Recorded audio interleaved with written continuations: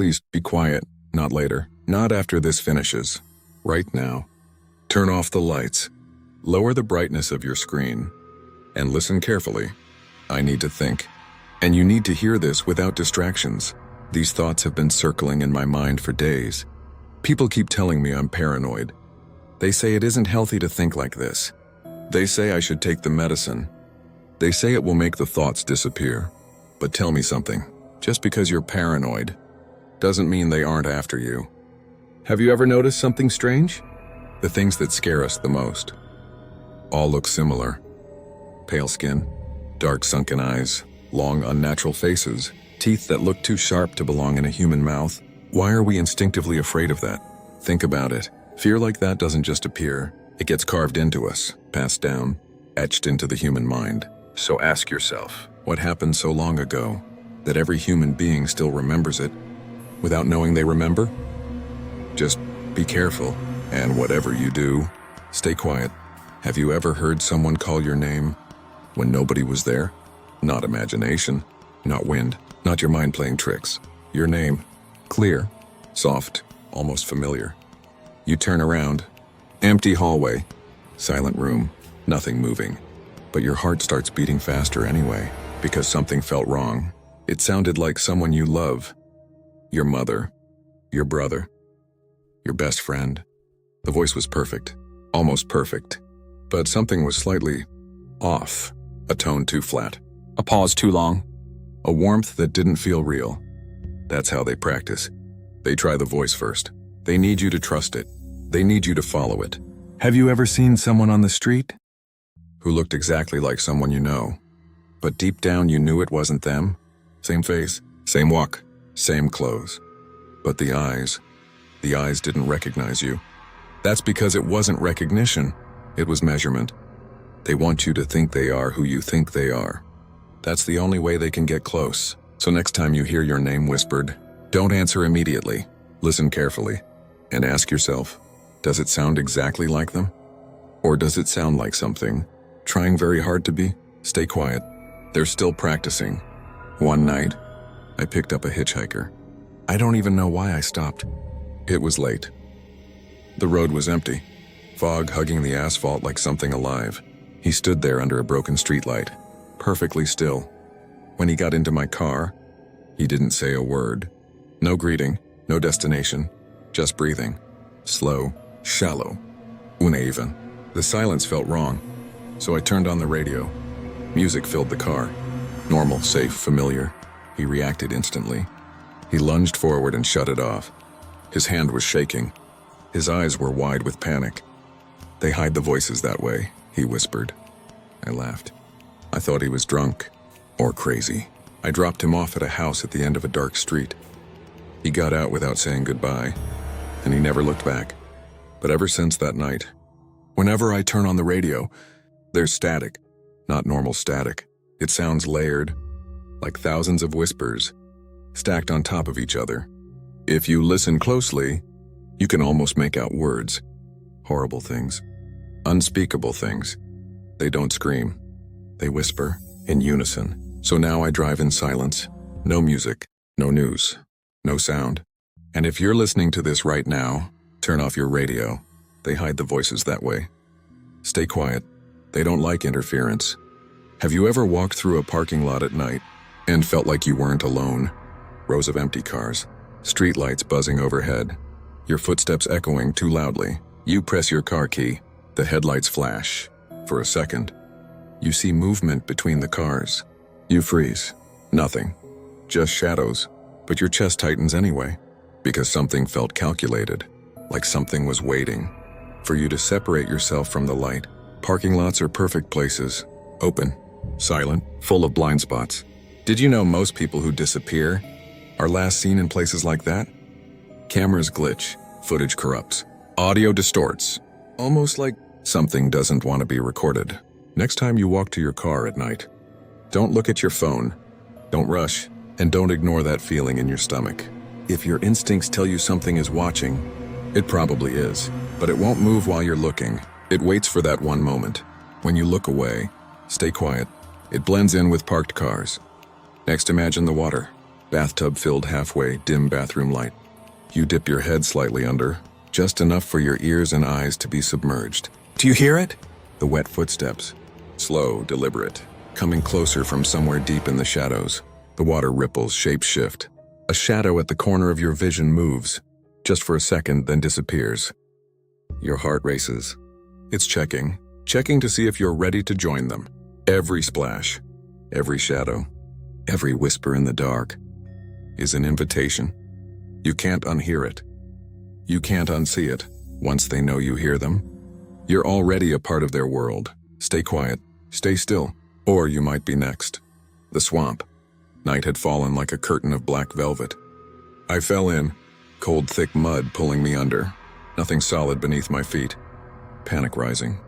I couldn't breathe, couldn't fight. Then a hand? Or was it just my mind? Something dragged me down deeper. When I woke, I was alive somehow, but changed. I could see myself rotted from the bog, yet still moving. They had altered me, and I knew.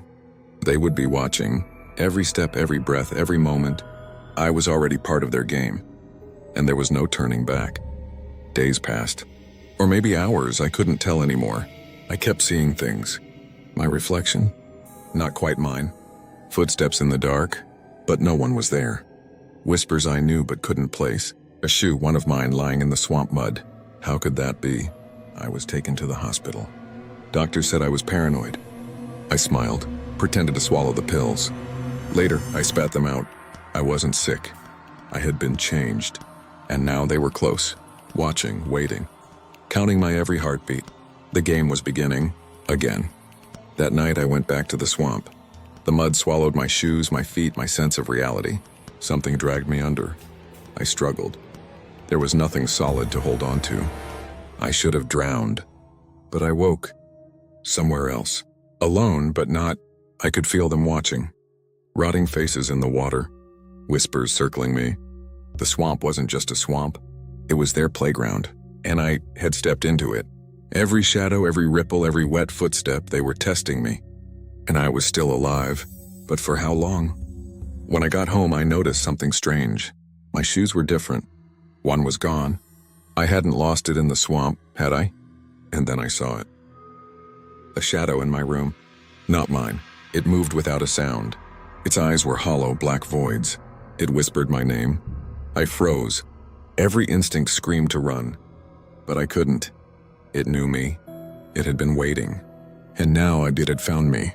The shadow didn't move like a person. It glided, closer and closer. I could hear nothing but my own heartbeat. Then a whisper, soft but sharp. "You left the lights on." I lunged for the switch, but my hands passed through it. The shadow touched my arm. Cold, like ice through my veins. My body wanted to scream, but no sound came.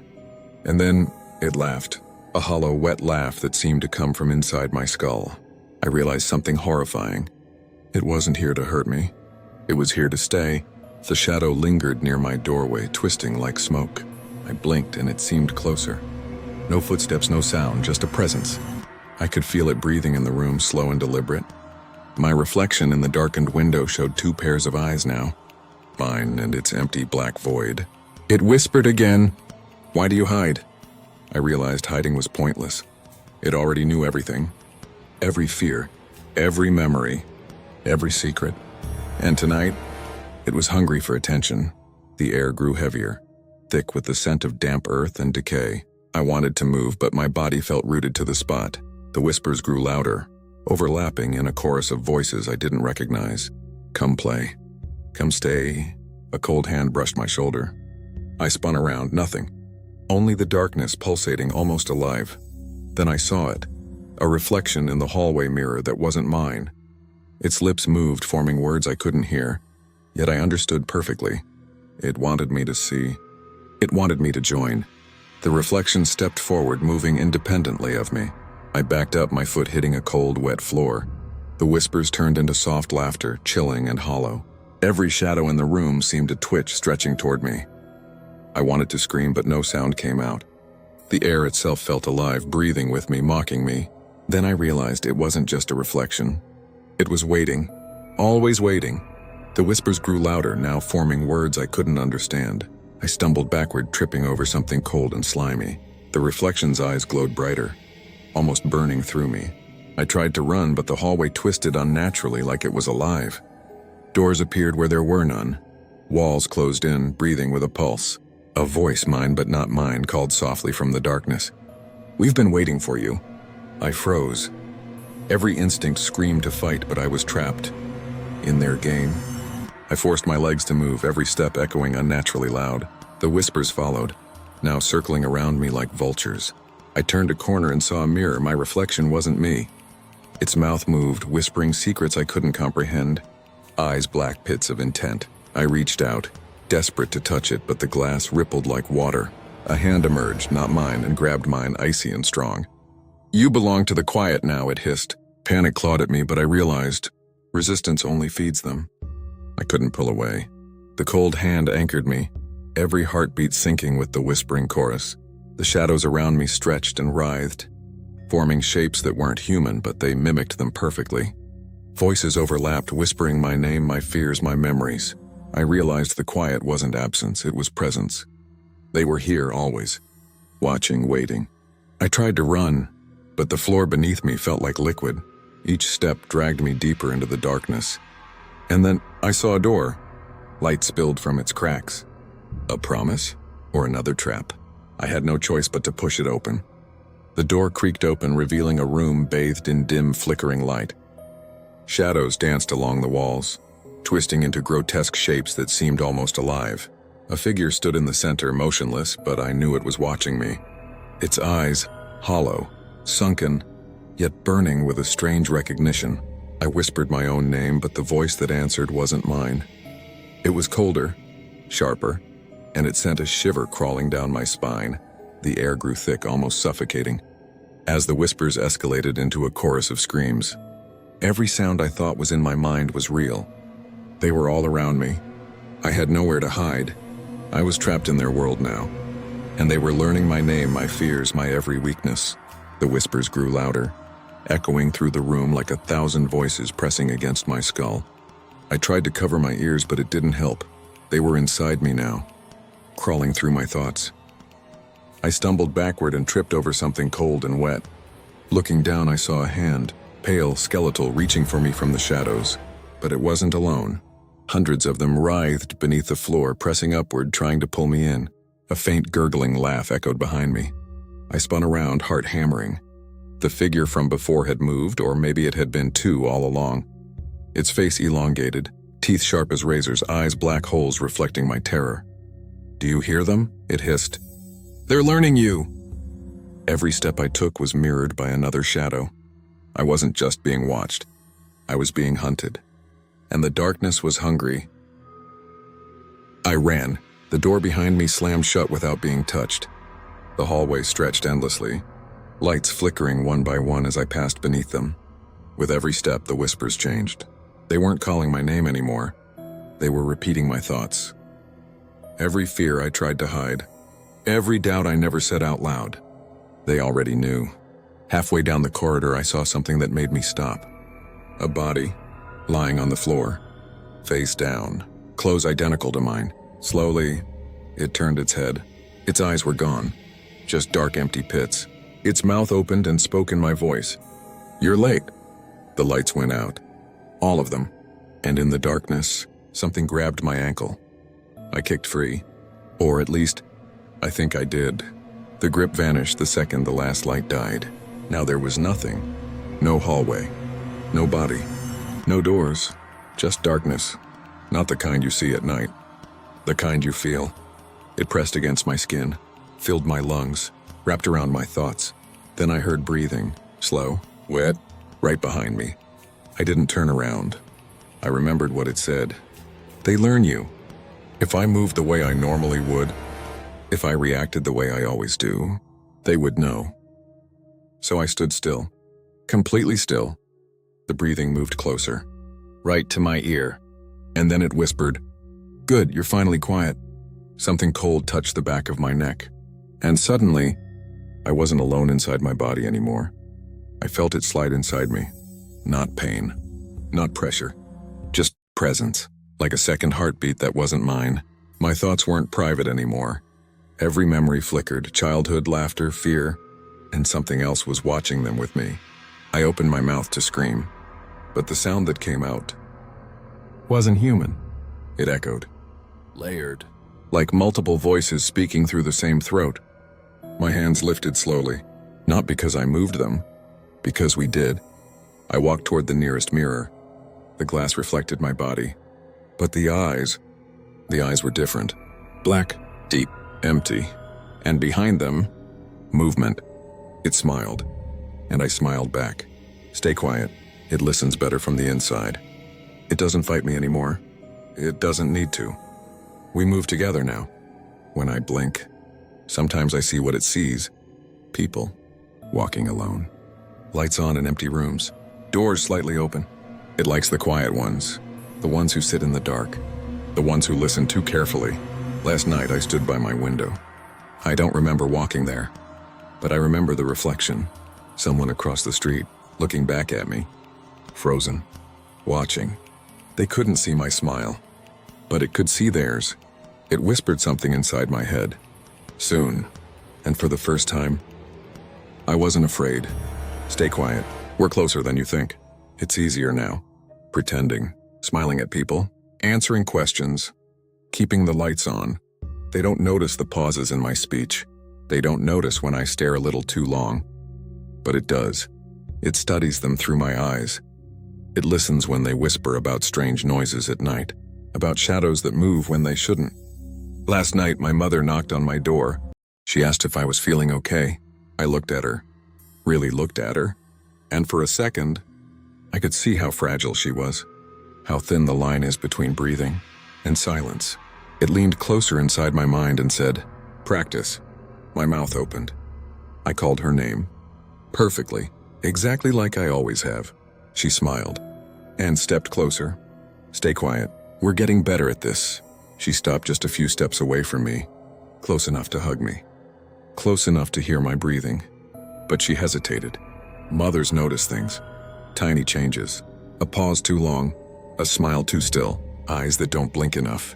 For a second, I thought she knew. The thing inside me went silent. Completely silent. Waiting. Testing. My mother reached up slowly and touched my face. Her hand trembled. "You look tired," she whispered. I felt something move behind my eyes, something wanting to open wider. To show her, to let her see, but I held it back. We held it back. She kissed my forehead and walked away. The bedroom door closed. The hallway lights turned off. And in the darkness, it finally laughed. Soft, satisfied. "Soon," it said again. "Stay quiet. Practice makes perfect. Tonight is different. It's not whispering anymore. It's guiding." I'm standing in front of the mirror again. But this time, there's no delay in the reflection. We move at the same time. We smile at the same time. Outside my room, the house is quiet. Too quiet. I can hear breathing in the hallway. Slow. Careful. Waiting. Maybe it's my mother. Maybe it's something else. It doesn't matter anymore. Because now, I understand the game. All those nights you were scared of the dark, all those times you felt watched, all those whispers you ignored, that wasn't imagination. That was practice. We learned your voice. We learned your fears. We learned your habits. And tonight, when the lights go out, you won't be hiding anymore. You'll be playing. So go ahead, turn off the lights. Stay very quiet, because if you can hear your own breathing right now, we can too. Sleep well.